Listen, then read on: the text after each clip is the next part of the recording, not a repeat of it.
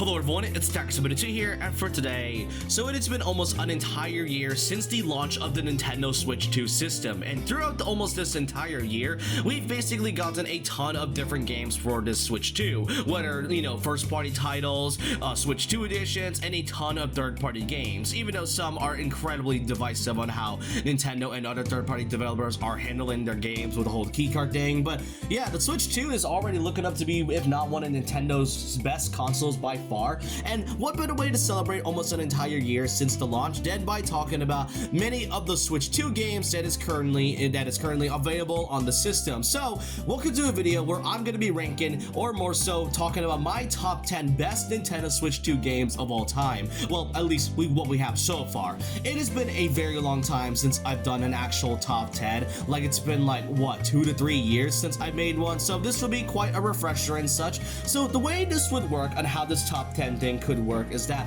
one, this is obviously my personal thoughts and opinions, so if you dislike where I will place them, then it's pretty much okay by you. But the thing is that I don't think is that number 10, just because it's very low, doesn't mean that it is by far the worst. Some of these games are actually really good, but I can't really ignore the flaws, of course. Another thing to mention is that I don't exactly have much Switch 2 games, like currently as of right of May. Yoshi and the Mysterious Book hasn't really released yet, as well as some of the other Switch 2 exclusive titles, so how exactly am I supposed to make a top 10 if I don't have enough Switch 2 games? Well, that's why we have basically Switch 2 editions, which is why I'm going to be including a few ones that actually are pretty worth getting. And another thing is that this is only going to be like focusing on Nintendo related titles, so I will not be talking about anything that is related to third parties and such. As much as I want to glaze the Yakuza series, I mean, come on, I really love it, but I'm only going to be talking about just Nintendo related focused titles. So this is basically how these rules work, not to mention that some of these I will talk about will be kind of like a condensed version of some of the many review videos I've done on some of these games. So I hope you guys enjoyed this video nonetheless, and I hope you all enjoyed this top 10 video on the current best Nintendo Switch 2 games of all time. And now let's get started with the ranking.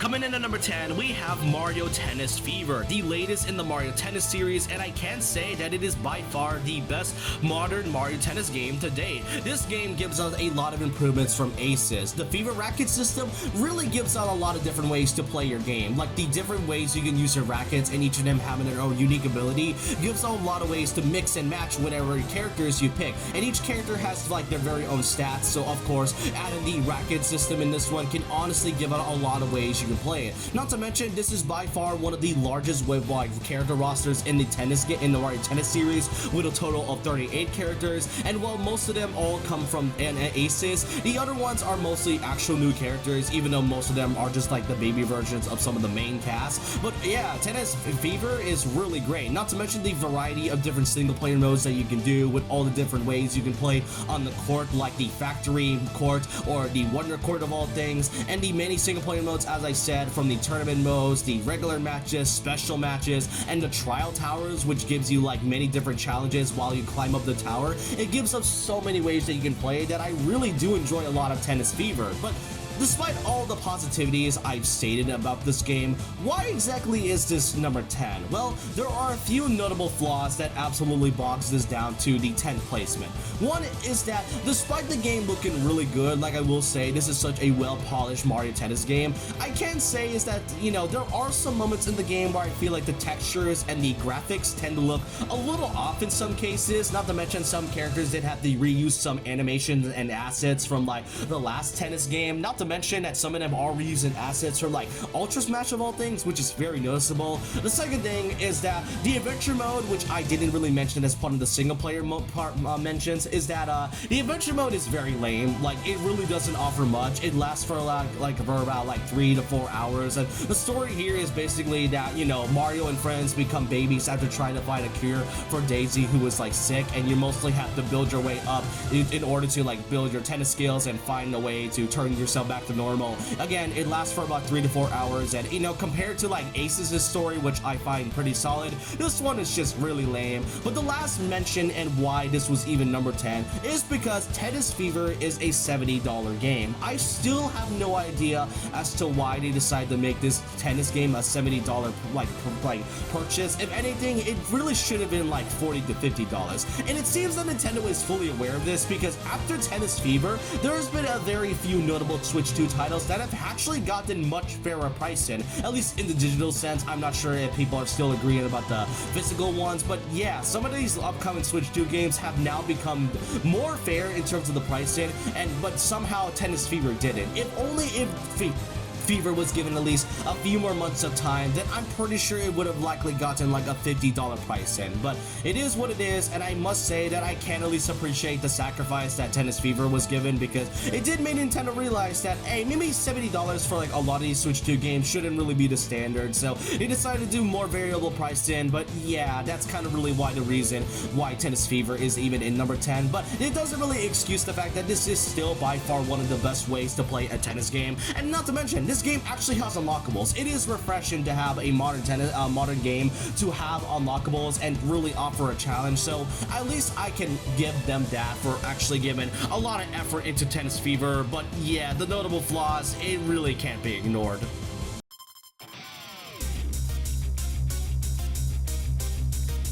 Coming in at number 9, we have Pokemon Legends ZA, a pretty divisive game no less. So I'm going to be going over the negatives first before I even go into like the positives, because that's sort of what a lot of people tend to point out to the most. First of all is that the Pokemon Company, please, I genuinely beg of you to add voice acting to your mainline games. Most of these cutscenes, these pre-rendered cutscenes, are really beautiful in some cases. You can definitely tell that Game Freak is actually putting effort into many of these cutscenes and the gameplay system to it. But the voice acting in this one, the lack of it, it makes a lot of these scenes, like which are supposed to be impactful, feel so awkward in some cases. It happened in like Pokemon Scarlet and Violet, and it definitely happened in like, Sword and Shield, and I really do hope by the time we get to like Generation 10 that they finally add voice acting in this game. Another thing that also bogs this game down is definitely the ranking system. Now, you mostly go from like rank Z all the way to the top of A, but the thing is that in the main story, it does kind of come up as a little pointless when you suddenly go from like rank W all the way up into like rank F. I get because they didn't want to make this whole thing tedious and such, but it does make you kind of question as to why they decided to do that to begin with if we're just going to be skipping a huge amount of rankings. Again, like the rankings kind of only matter if you're doing this like online and facing up against other players in like ZA, which that's like another thing. They are also locking certain features behind an online feature, which like it's really stupid. Like you can't exactly get Mega Greninja or Mega Delphox if you decided to go into the online, which again I do find really stupid in my opinion. So there's that. Another flaw that I really am a bit bothered by to this day is the fact that I'm pretty sure ZA kind of misses the point of what made Arceus great to begin with. What made Arceus so good was not only because of the new take of a Pokemon franchise, but it's the fact that it mostly takes place in a different version of Sinnoh, basically a past version of the region before it became what it is today. With this one, it does take place in like a modern version of Kalos, pretty much taking place a few years after the events of X and Y. And while I don't really mind that, I also feel like it takes away the whole point of the title of Pokemon Legends, and not to mention the new Wild Zone feature, which is how you're supposed to get Pokemon. Yeah, I'm not gonna lie, the Wild Zone features I'm still really not a fan of, especially when you're mostly just going there and you're just finding like at least a few bits of Pokemon here and there, whereas in Arceus you're mostly like going to like 5 different areas into the region of Hisui, where you get to find all different types of Pokemon, whether in the water or in the sky or just in like different environments that matches the Pokemon style. Overall, there is so many issues that ZA has, but why is this in number 9 to begin with? Why is this higher than Tennis Fever? Well, that's where we get to the positives. I will say that the story can at least be good, alright? Given that this does take place after the events of X and Y, we get to see familiar characters that came from that game, notably characters such as AZ, Mabel, and Lysandre, and some of these characters actually get like full complete arcs that pretty much ends off their story after the events of X and Y. And on the topic of the characters, I really do enjoy a lot of these newer ones, even though some aren't exactly perfect, like Jet for example, who doesn't really do much the entire game. I still enjoy a lot of the characters and the write-in because while I can see and appreciate one thing from Game Freak and the Pokemon Company is that they do know how to make some of these characters stand out a lot when it comes to both their personalities and character goals. I also really like the new battle system in this one, where you mostly have the same one from Legends Arceus, except this time you now, instead of like a turn-based RPG, it is now more of a real-time battle system, which I really like. And they brought back Mega Evolutions, which I really do enjoy. And given the writing in this one, I really like, because since this does take place after the events of X and Y, you get to see a much closure to a lot of the characters that came from the events of the game. I mean, not to mention that Zygarde actually does have a bigger role in this one, unlike in that game where he kind of just appears and does nothing. But yeah, overall, despite many of the big flaws, the other ones, I can say that the positives can also have a bit of balance. It's basically why this game is so divisive. There's a bit of a balance in between both the good types of what ZA has to offer, as well as the bad parts of what ZA also has. And really, as I said, I don't have the DLC, but I did hear that it is pretty grindy at some cases. I really don't know about that myself, but overall, ZA being the number 9, it's more so of a fair placement. If it wasn't for the story and all the characters, and especially the way, you know, the gameplay system that is actually pretty fun in some cases, then I would have at least put in this at number 10. But with that, I can at least put this at number 9 for some of these major reasons alone.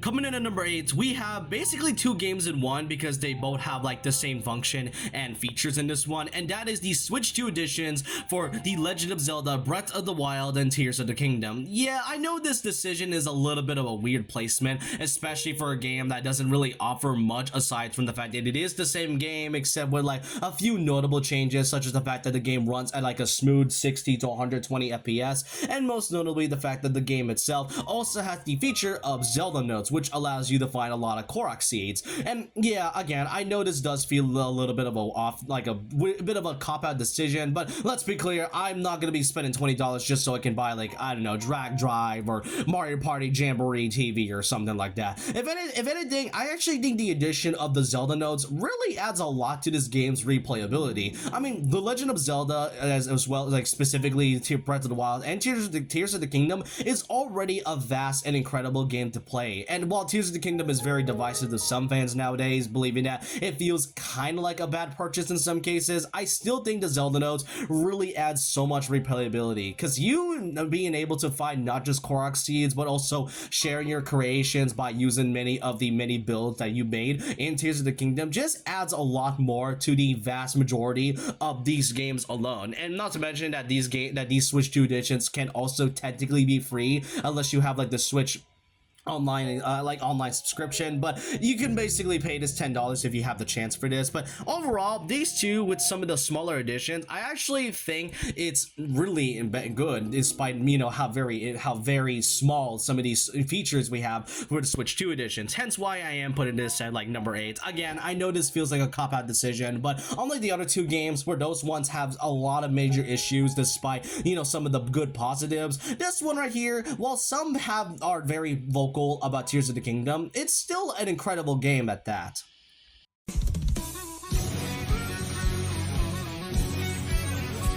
Now coming in at number 7, we have Mario Kart World, the first Switch 2 game to ever release, but is also the most controversial, and with many good reasons, and also some that I also personally don't agree with myself. So first off, I just want to get this out of the way. Yes, the $80 pricing is very stupid. I still have no idea why they thought it was a good idea to make this game at $80. I get because this is the first Switch 2 game, but that doesn't exactly feel as justifiable, especially with the content of what the game really has to offer. Another thing is that while I don't mind the open world part of Mario Kart World, I do think the execution kind of falls flat when you don't really know what else you can do from the open world. Because, I mean, other than you driving into many different courses and like the 8 cups that we're all so used to, what else can you really do in this open world other than like P-switch missions, and that's about it. Another thing is that the customization in this game, while I don't really hate, I feel like it's a bit more of a downgrade than what we had compared to Mario Kart 8 Deluxe, because, you know, or even just some of the past Mario Kart games, which allows you to customize both carts, wheels, and gliders. So this kind of removing that function feels kind of,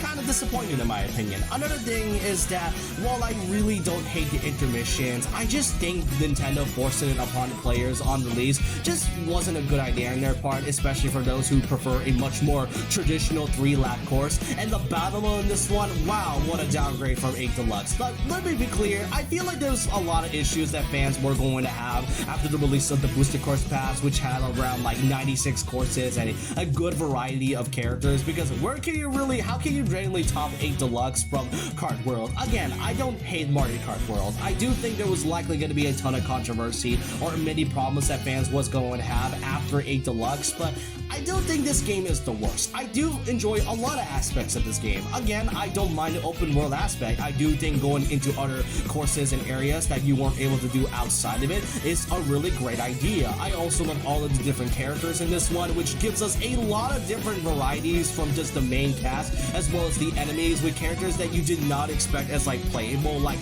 the Penguin or Snowman, and of course the cow of all things. Another thing is that this game is gorgeous, alright? For this being the first Switch 2 game, it does showcase the capabilities of what the system is being about. And given with all the different areas we can see from like the different environments and courses, they all look great. And the music in this one is spectacular. It's over 200 tracks, with a lot of these being remixed from past Mario titles. It really goes to show. And if anything, this is another kind of balance between both, what's good about Mario Kart World and then what's bad about Mario Kart World, if anything. And I do want Nintendo to take their time in the future for whenever they make new content, because I don't want DLC right away. I want Nintendo to take as much time as possible with Mario Kart World. If anything, this game is mostly a game that had a lot of potential. I mean, I wouldn't say that as a bad thing, but I could definitely see it grow over time, pretty much similar to 8 Deluxe in some cases. I still think the $80 pricing is really stupid on the other hand, but still, Mario Kart World, it's not the worst game. It's a plausible, good enough game, and as well as a great one to start on if you are ever playing with my Switch 2.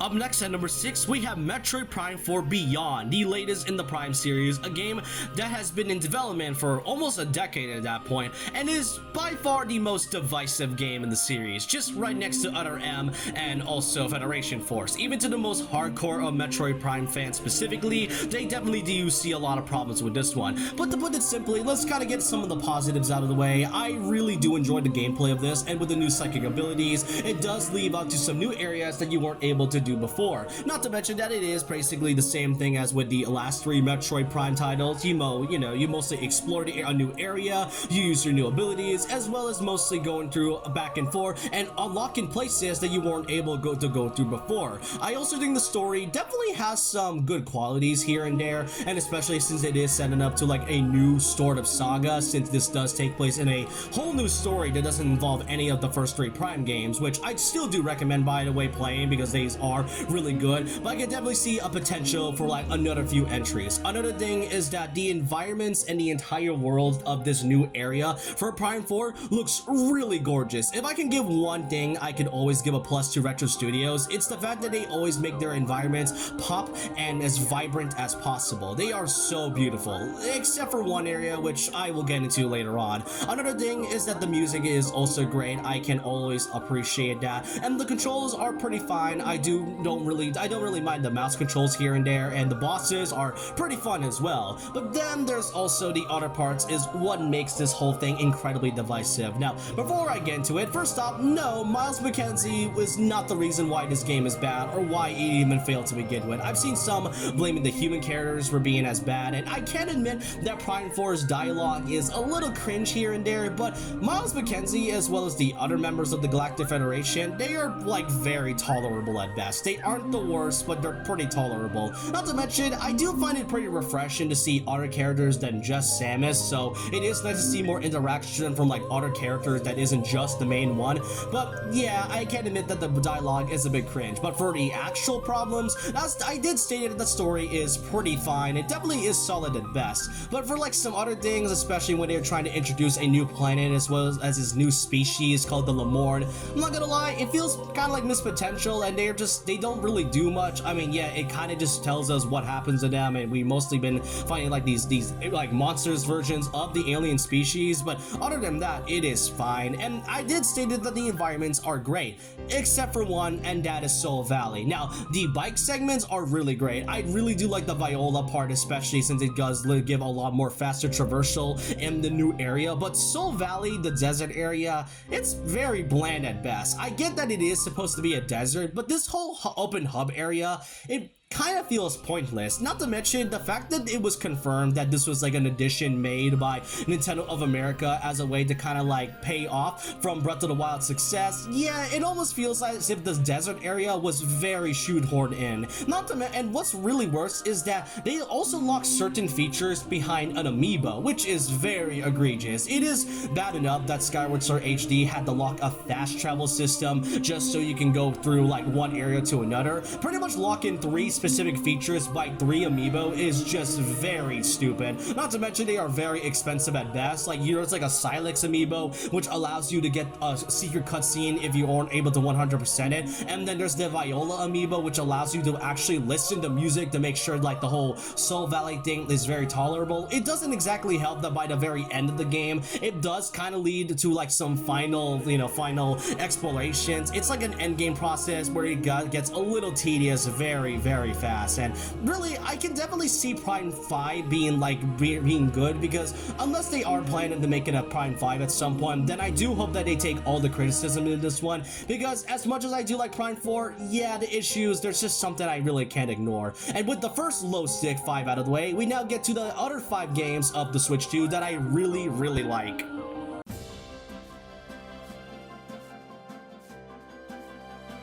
Coming in at number 5, we have Kirby and the Forgotten Land Switch 2 Edition plus Star Crossed World. This is one of the better Switch 2 editions that is currently available for the system, and Kirby and the Forgotten Land is already such a great game that having the addition of a Switch 2 upgrade with a new story and new levels at best is already a great plus. So first off, what Star Crossed World has to offer is that the game now runs at a very smooth frame at 60 FPS, already showing off a good way to show off the capabilities of the Switch 2. Another thing is that with a new story comes brand new levels. You see, you're now able to explore levels that basically weren't able to be explored before, with new areas and the old new parts that you weren't able to explore in some of the areas that you've already went through is really great. The game looks already beautiful as it is, with some brand new collectibles here and there, as well as a brand new addition to your Mouthful mode, which offers a lot more replayability with more collectibles and especially a brand new final boss. And once you beat the final boss, you even got yourself a new mode that is added to the arena.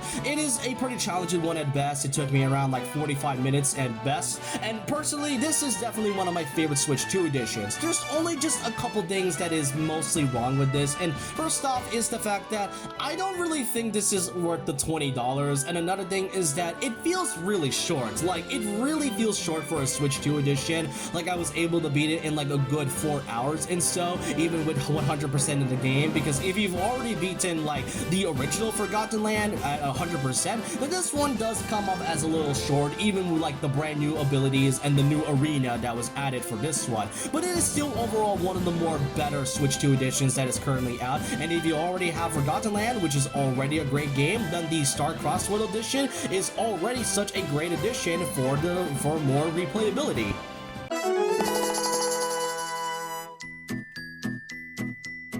Coming in at number 4, we have one of the most surprising games to come out for the Switch 2 in recent memory, Pokemon Pokepedia. This takes Pokemon as well as Life Simulator games to a new whole level, and somehow the Pokemon Company was able to pay homage to many Life Simulator games while also making it stand out on its own. So first of all, the gameplay is really good. It takes a lot of mixtures from Animal Crossing, Minecraft, Viva Pinata, and Dragon Quest Builders 2 all in one, and basically making this into like a whole new form of life simulators. You have now the abilities in the form of a Ditto, where you can copy certain Pokemon abilities in order to revive a dystopian version of Kanto, which I find it to be surprising that the story actually got me hooked, since you are reviving a whole version of Kanto and trying to find out what happened to the humans at the end, while also building your very own version of it to your own imagination. I'm around like 40 hours into this game, and I'm genuinely really shocked by how great this is. Not to mention all of the different Pokemon Pokemon that you can find is also due to their environment, which does take advantage of many of the Ditto's abilities that you learn throughout the game. I really like it. It's a nice, simple, cozy game, and all of the Pokemon has like their very own distinct personalities to match their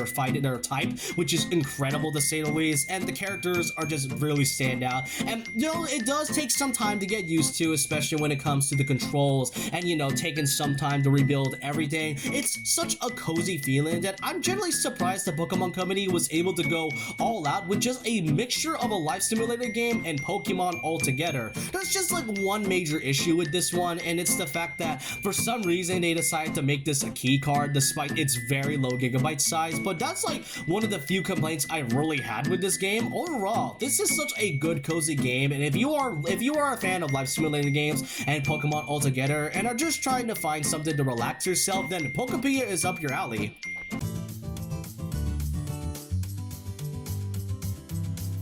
Up next at number 3, we have the Switch 2 edition for Super Mario Bros. Wonder in the form of Meetup in Bellabelle Park. This Switch 2 edition manages to fix many of the problems that the original version has. While Wonder is already great by itself, there were definitely some notable problems that this game had, such as the lack of replayability, the removal of challenges, and the very bad boss count despite, you know, all of the creative levels. Just a few things to kind of point out to. It definitely is one of the better 2D Mario games as of right now, but Meetup in Bellabelle Park absolutely adds a lot to it. First off, we now have a new character in the form of Rosalina.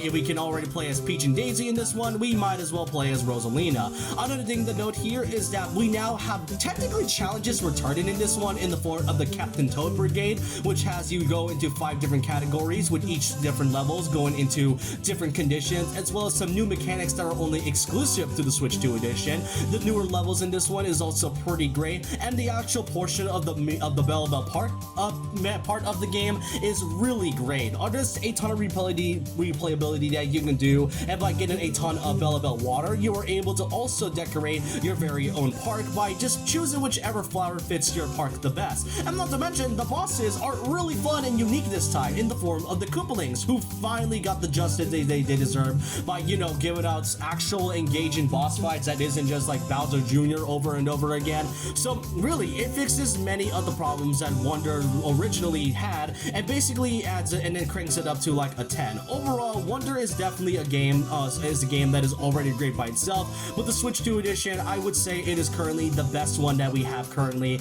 at the moment. So if you are planning on wanting to get a Mario game, especially for a 2D Mario game like this, then I recommend getting this as well as the Switch 2 edition, as it offers quite a lot of new ways to enjoy your playthrough of Mario Bros. Wonder.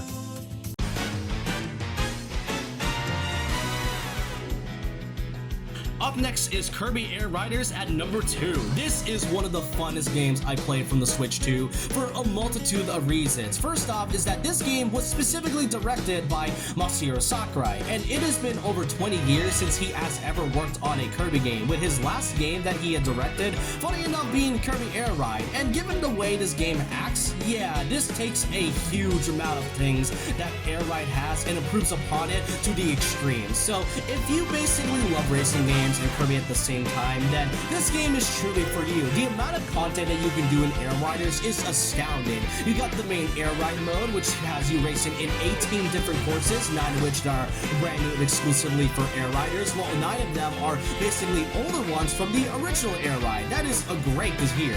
Not to mention, you got yourselves a total of 21 different characters to opposed to the 3 characters, not including any of the Kirby recolors that came from the original. It's really great, with most of these being the main cast and some of them being from the modern titles like Susie from Planet Robot and Magolor from Return to Dreamland, and really just the new character of Nor DDD. Well, definitely sad that he was like the only secret unlockable character that you're able to get. It is still great to see something with a huge amount of roster. You even got Top Ride, which I'm not really a fan of Top Ride. It is mostly just, you know, a fast pacer version of Air Ride, but I certainly don't mind it. Then you get to City Trial, which has been improved upon a lot, with a total of 16 players, and basically with so many events that you can do, like the amount of things that you can do in City Trial is incredible, and even exploring new areas that you weren't able to go to before is amazing. Then there's the story mode in the form of Road Trip. A Kirby racing game which also has a story mode is great. Then there's even New Game Plus as well, which adds an extra new secret ending in this one. Really, and the online. And while the online is a little bit mixture here and there, it's definitely something. And not to mention the amount of customization you can do for all of these machines, from the deck house to the many amounts of ways you can customize your vehicle. It is just incredible. And even the fact that you can customize like headgear for your characters is also amazing as well. Really, there's only a few things I'm a little bit bothered by, such as the fact that the online tends to flicker every now and then and kind of just gives me some bad internet service. I'm pretty sure that's just kind of a problem on my end, and I do wish there was a few new more characters that was added, like we're still missing like Adeline and Elfalin and all things, but overall, Air Riders is one of my favorite games currently for the Switch 2, and I generally do recommend for those who are wanting a racing game like this that is fast-paced and fun, as well as full of content, then you got your game right here. It is also refreshing to have a game that is not going to have any DLC planned after this, so that's another plus right there. However, despite this being at number 2, there is still one game that I still find it to be currently my favorite Switch 2 game of all time.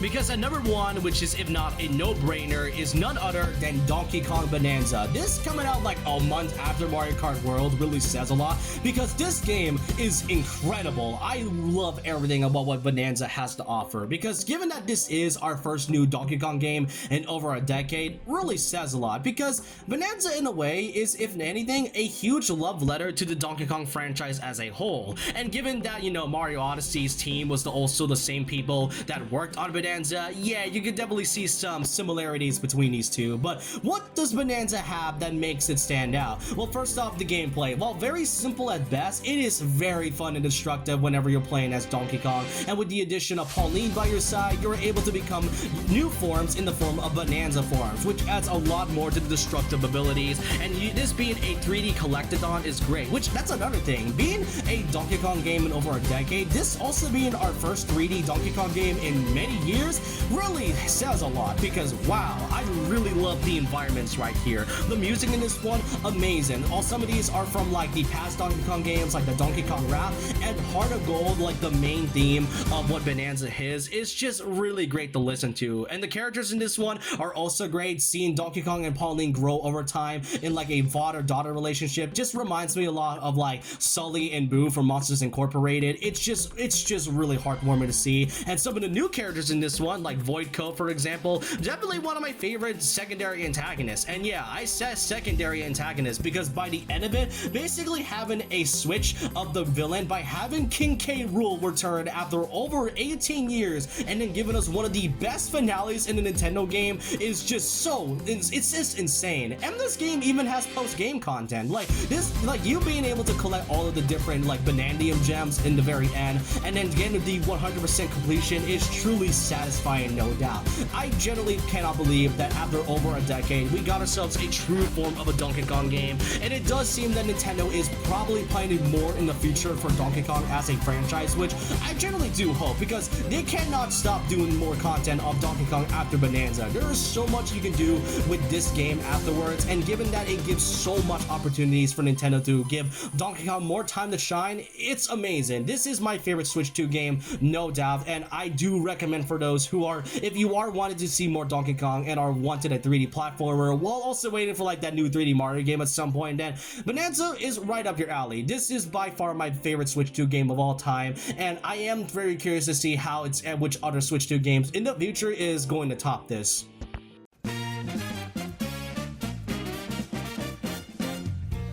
And so with that, this was my top 10 of basically the best Switch 2 games currently in terms of first party. And while the Switch 2 is almost a year old, there is still a lot more Switch 2 exclusive titles that will be coming within probably the next 7 to 8 years of its lifetime. And I am really curious to see what else Nintendo has in store for the future, but I still really find it insane that overwhelmingly within the last year, we were able to see quite a lot of good games here and there. And while some are very divisive at best and definitely mixed to some people, people. Some of the games I listed here, yeah, I can definitely tell Nintendo is not stopping any further, and especially with some of the upcoming Switch 2 games coming within of 2026, I'm excited to see what else Nintendo has in store for the future.